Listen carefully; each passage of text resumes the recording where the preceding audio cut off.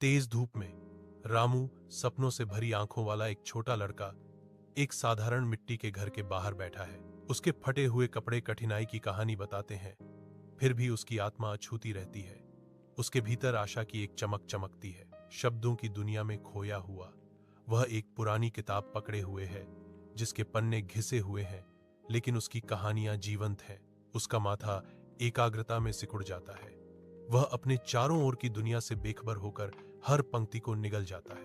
एक कोमल आवाज उसे पुकारती है, उसकी विचारमग्नता को भंग करते हुए। रामू, बेटे, खाना तैयार है। छोटी सी झोपड़ी के अंदर एक अकेला तेल का दीपक लंबी, नाचती हुई छायाएं डालता है, जो विनम्र जगह को रोशन करती हैं। रामू एक किताब पर झुका हुआ बैठा है। उसकी युवा भौहें गहरी एकाग्रता में सिकुड़ी हुई हैं, बाहर की दुनिया से बेखबर।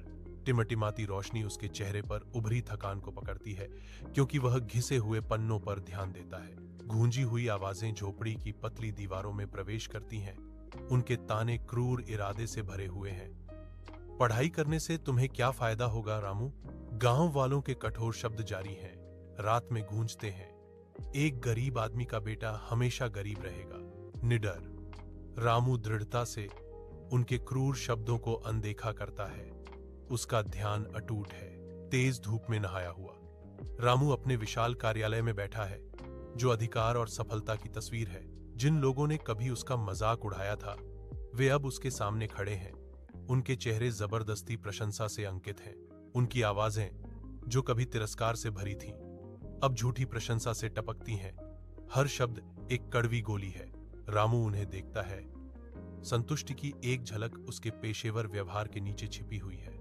उनकी आंखों में एक शांत तीव्रता है, क्योंकि वह उस कठिन यात्रा को याद करते हैं जिसने उन्हें इस पल तक पहुंचाया। अटल विश्वास के साथ रामू घोषणा करता है, जो मेहनत करते हैं वे कभी हारते नहीं।